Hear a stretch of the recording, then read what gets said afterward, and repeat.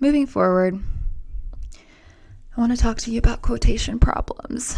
There are 3 general problems that are often talked about with quotations.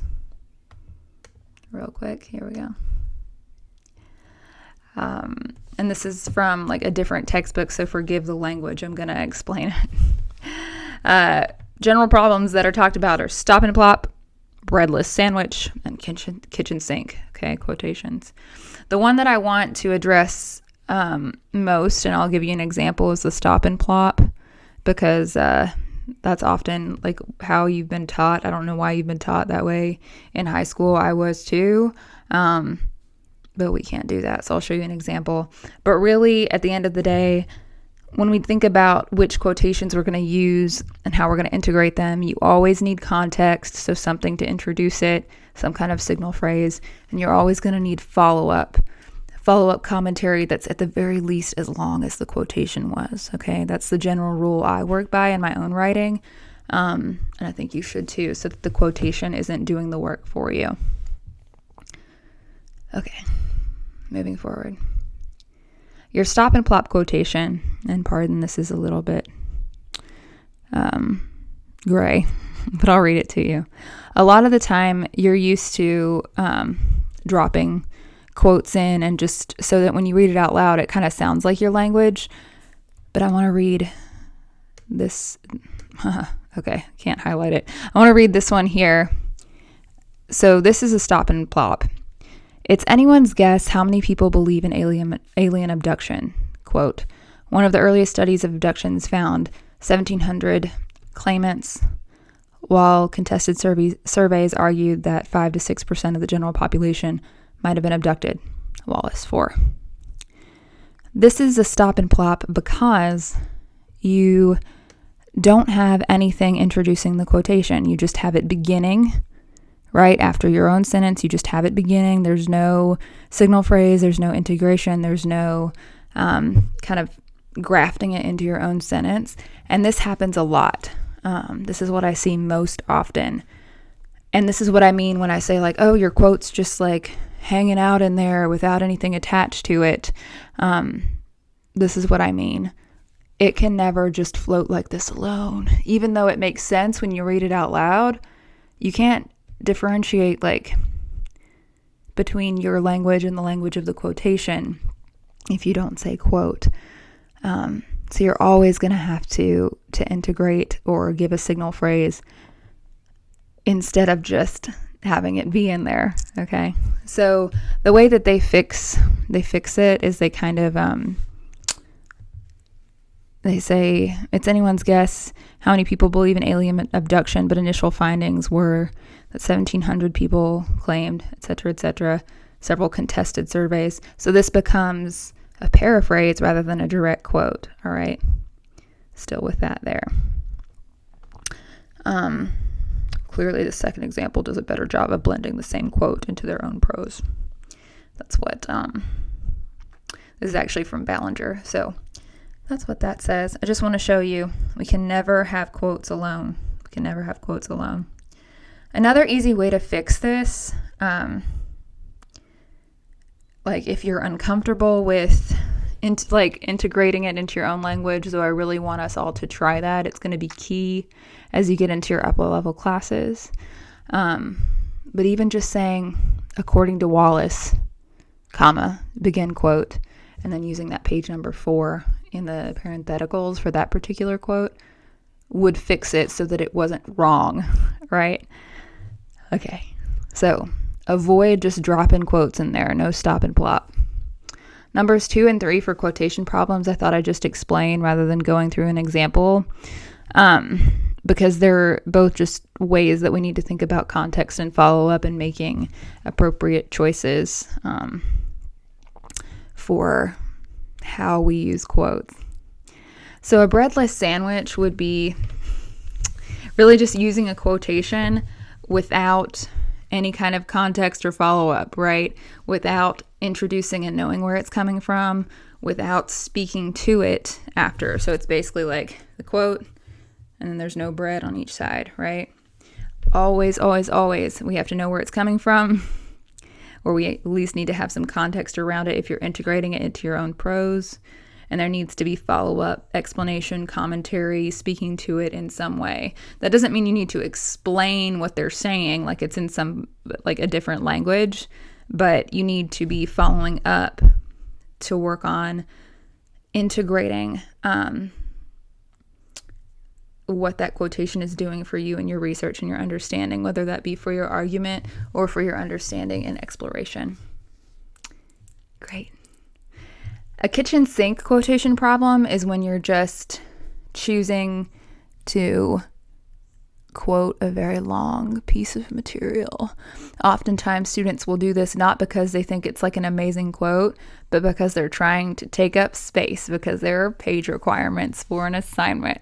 And though sometimes you'll want to do a block quote for a long quotation, don't do that often, all right? Because then it just looks like quotations are doing the work for you, and they don't do it that well when it's your particular argument or claim. So stay aware of that, okay? Be careful. Be thoughtful about what you're quoting. And if you do find yourself wanting to quote long quotes often, again, rule of thumb, your follow-up needs to be just as long as the quotation is, okay? That's the kind of rule of thumb there. Keep that in mind, okay? That's going to help you all with length. For those of you that are worried about length, don't fill it up necessarily with just big quotes. Just make sure you have context and follow-up, and that should solve the issue there. Great. I was looking to see if there was a cat nearby to show you, but Martha's asleep over there. Maybe I'll pan the camera over in a little bit. Moving on. As I take some breaths, because we're about to go through some big stuff. Okay. Did you know that the average attention span for anyone in college is about 6 minutes? So if you're losing your attention, I don't know how far we're in yet, but if you've lost your motivation to pay attention, then stand up and move around a little bit. And pause the video. Come back. All right. Basic in-text citation rules. So especially if you're someone that gets nervous about what needs to go in the parenthetical or when you need to have an in-text citation, this is for you. Here we go. Your basic rules that you need to remember, or at least just be aware of, is that if you have a quotation with your signal phrase, because you always have to have something like before a full quote, right? So we've got author claims, Ballinger claims, quotation. This is on page 174. So that's what goes in the in-text parentheticals is the page number if you have the author in the signal phrase. So again, if the author is in the signal phrase, you just put the page number in the in-text parentheticals. If this was a source that did not have page numbers, if you have the author in the signal phrase, then there would be nothing here, okay? No parentheses, nothing. You'd put the period before the quotation ends if there are no page numbers, okay? If you are quoting pieces of something and integrating it into your own language, right? So the author's name is not in this, but there's context to set up this quoted language. You have the author's last name, a space, and then the page number. There's no year, there's no PG period, okay? Don't add all of that. It's just author, space, page number. This is another example, author, space, page number. If you're paraphrasing something from a text, but you use the author's name in the sentence like this, Ballinger suggests that research papers can be creative. That idea is coming from 2 different pages. Those pages are listed in the parentheses because the author's name is already in the sentence. So basically, the author's name only appears once in the sentence, whether it be in the actual structure of the sentence or in the parenthetical in-text citation. That's kind of basic, like a basic overview, all right, of what goes where when you have page numbers. Again, if you didn't have page numbers, all right, if this was something that didn't have page numbers, this would just go away, all right? This would be completely eliminated. You just end the sentence, all right? If there were no page numbers for these ones where his name isn't in the sentence, you just cut the page number. You just put Ballinger in the end text. Okay. We're now going to walk through parts of stuff that I've screenshotted from Purdue OWL to remind us that you can go to Purdue MLA in text citation rules and look at this, but I just wanted to give you access and show you, like, again, as a reminder, what you do in certain situations. I've already gone through the basic author page style in that previous slide, but here it is again, showing you, Wordsworth stated, and then there's a quote that's integrated into their sentence. It's found on page 263, so that's what's in the in-text parenthetical citations. Here you have a quotation from Wordsworth, but his name is not in the sentence, so you have him in the parenthetical. And here is a paraphrase, but his name is in the sentence, so you just have the page number right there. This is another example that if there wasn't a page number, okay, if there weren't page numbers, this right here wouldn't be there. And in this one, it would just say Wordsworth. And in this one, this just wouldn't be there, right? Okay.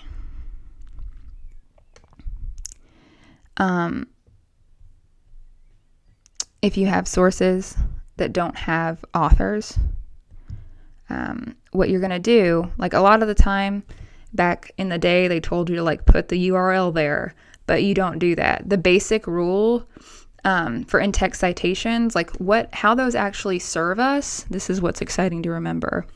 What should be in that in-text citation is something that points us to what we need to look at on the works cited page. So really that should mean like the first thing in the works cited citation, right? So we could go to it. This is a good example of that. This particular quotation here, it's quoted. We have this in the parenthetical in-text citation because this doesn't have an author, but this is the title, okay? So the title of this is The Impact of Global Warming in North America. We are suggested to create like a shorter version of the title for the parenthetical in-text citation, giving us just enough language to be able to look directly at the works cited page to find it, okay? So that is coming from this, which is the first part of your citation. They do not use the URL, which I've been seeing. Don't use the URL in the in-text citation. Use the beginning of whatever is in your citation, whether that be the title, or it's often the title. I don't know why I'm saying anything otherwise. It's often the title, and you can just make a shortened version of it. Okay, how exciting, right? New things.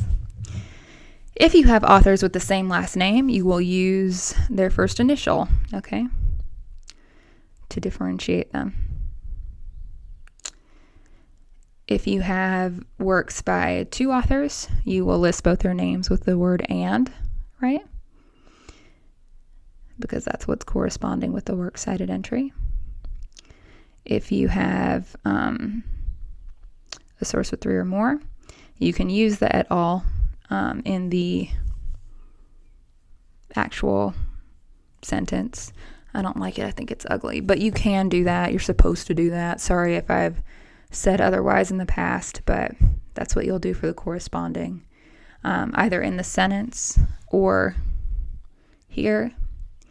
But I do like the move that some of you have been making where you say like Frank and his colleagues. I actually like that better, so